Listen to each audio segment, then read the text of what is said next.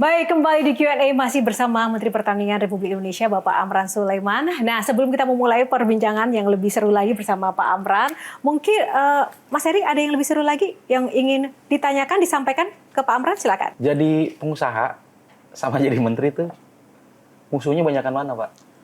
Jadi menteri. Jadi menteri. Itu cara ininya bernegosiasinya atau Nggak usah negosiasi, ikhlas saja.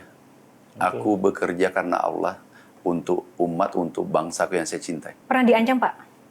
Ya pastilah. Diancam apa, Pak? Aku pernah mau dikriminalisasi. Mau dimasukin Ya. bui? Ya, 4 tahun diperiksa di sini, nggak ketemu masalah. Dan aku beritahu, kalau aku dipanggil, aku mundur. Dan aku umumkan siapa yang buat masalah pada saat itu. Jadi, tidak semua orang senang. Kita maklumi juga. Menurut Bapak, apa yang membuat orang-orang tuh nggak suka dengan Bapak? Satu, kalau swasembada, impor terhenti, mata pencariannya terhenti kan? Mata pencaharian Yang importir. mafianya. Oke. Sederhana kan? Ada pernah mengalami iming-iming tertentu nggak, Pak? Oh sering. Sering. Paling besar Sering. berapa, Pak? Pernah dulu yang disaksikan salah satu teman dan diumumkan di rapat di sini, Rapim, itu 500 miliar. Yang saksi langsung, masih ada ajudan saya itu, 125 miliar. Agar supaya apa orang yang ingin memberikan itu? Bapak? Dia yang satunya sudah bekerja. Bapak terlalu baik. Saya untung besar. Aku mau kasih saran. Enggak. Itu rezekimu. Enggak boleh. Tanda terima kasih. Iya, begitu enggak ya? boleh. Nah itu yang ngasih apa nggak tahu kalau Bapak udah punya pesawat ya? Waktu itu belum. Oh belum waktu itu. disuruh beli pakai duit itu? Oh gitu. Pak Menteri Pertanian itu suka bersahabat dengan Polri TNI gitu ya, Iya. termasuk di periode pertama gitu. Itu apa sih Pak yang ingin dipastikan? Mestinya Bapak tambah. Kenapa sih Menteri Pertanian lebih senang bersahabat petani? Lebih banyak waktu di petani daripada TNI Polri. Iya kan? TNI Polri adalah penegak hukum, melindungi masyarakat. TNI Polri bersatu dengan rakyat, Indonesia kuat. Dan tidak ada bisa negara secanggih apapun senjatanya, teknologi senjatanya, dan seterusnya. Kalau rakyat bersatu TNI Polri, itu tidak bisa dikalahkan. Nah, Pak, saya punya 2 pertanyaan singkat Ya. nih. Tapi yang pertama dulu, Pak. Melihat Bapak tadi menjelaskan dan berbicara, saya penasaran, Bapak pernah sakit hati nggak sih, Pak? Misalnya nih, dulu di periode sebelumnya, itu nggak dilanjutkan jadi menteri. Nah, itu perasaan gimana? Pernah sakit hati nggak, Pak? Itu pertanyaan pertama dulu. Ya, sakit hati dimanapun, jangan dibawa, jangan terlarut. Tapi pernah. Karena Anda jadi korban. Tapi waktu itu, Bapak sakit hati nggak, Pak? Ya, itu rahasia. Saya sakit hati yang paling tinggi adalah di saat aku susah, dihina, ditolak orang yang saya cintai. Siapakah, Pak? Rahasia. Oh, masa lalu yang tidak Iya, tapi mengenakan aku itu, Pak. beritahu dalam hati kecilku, nanti 15 tahun aku berubah. Bapak seperti biarlah dendam waktu- sekali, belum move on ya, Pak ya? Biarlah waktu menjawab. Dan kamu menyesal pada saat itu nanti. Wah Oh, Tapi nggak boleh dendam. nggak boleh nggak Pak. boleh dendam. Oke. Kenapa?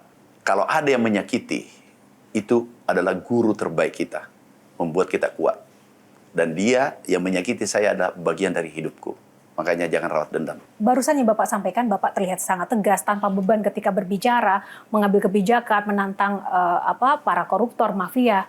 Seolah-olah Bapak itu tidak punya beban dosa ataupun kasus-kasus yang kadang itu membuat para pejabat itu tidak berani dan tidak tegas seperti itu. Nah, apakah memang Bapak memang benar-benar tidak memiliki masalah yang menjadi beban atau yang menyandra Bapak sehingga Bapak nothing tulus begitu saja menjalani semua dan seberani ini, Pak?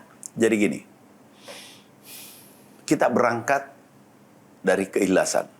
Yang kedua, jangan mimpi tangan kotor membersihkan lantai kotor. Atau sapu kotor membersihkan lantai kotor.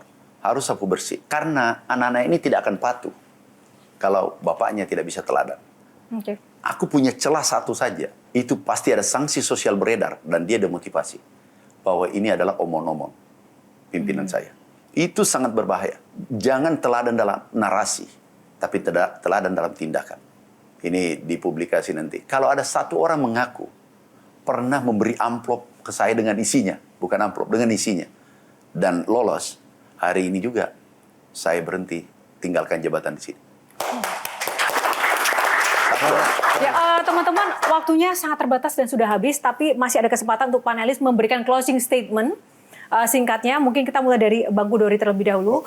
Pak Menteri, tugas Bapak di pemerintahan sekarang nggak mudah ya. Ya. Beban untuk mencapai swasembada pangan tidak mudah.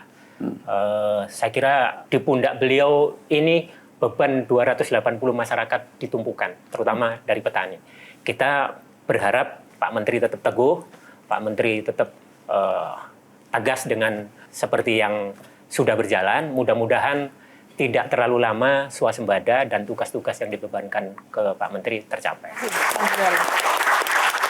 Bang Hensat. Kemarin Bapak sudah membuat gebrakan minyak kita.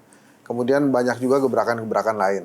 Termasuk Pak Prabowo pun sudah merasakan gebrakan Bapak. Semoga swasembadanya berhasil, Pak. Amin. Dan bila swasembada di satu produk sukses, mohon juga di produk-produk yang lain juga diswasembadakan. Tapi yang paling penting, saya setuju tadi apa yang disampaikan Heri, buatlah generasi muda kita percaya diri dan mau menjadi petani. Kalau Heri, Kalau saya sih berharap menteri-menteri lain tuh seperti tegasnya kayak Bapak, beraninya kayak Bapak gitu, yang berani, kayaknya tadi berani melawan apapun gitu. Pokoknya yang saya mau tuh Indonesia, kalau menterinya kayak Bapak semuanya mungkin Indonesia akan baik-baik aja, Pak. terakhir silakan Pak closing statement menanggapi panelis dan juga mungkin pesan untuk anak-anak muda di luar sana, Pak. Yang pertama, kita kolaborasi membangun ini Republik. Kita harus mencintai generasi milenial. Kita harus menjaga mereka. Kita harus meletakkan fondasi yang kuat dari sekarang. Khusus untuk generasi milenial, Anda harus berani berproses, persisten. Anda berkarakter kuat. Insya Allah Indonesia menjadi negara superpower ke depan. Ya, komitmen Bapak, Pak, sebagai pemimpin yang diharapkan oleh masyarakat kita, Komitmen Pak. kami di pertanian, kami akan mengejar target yang diberikan adalah swasembada. Kemudian internal, kami akan beresin kalau masih ada koruptor yang tersisa atau mafia tersisa di sektor pertanian. Pak, sekali lagi terima kasih waktunya. Sama-sama. Sungguh kesempatan yang luar biasa, banyak inspirasi, dan kami doakan Bapak selalu sukses, semangat terus, dan semoga terwujud apa yang menjadi cita-cita, kebijakan, dan juga hal-hal tujuan yang positif bagi masyarakat, khususnya para petani. Baru mendapatkan informasi. Download Metro TV Extend sekarang.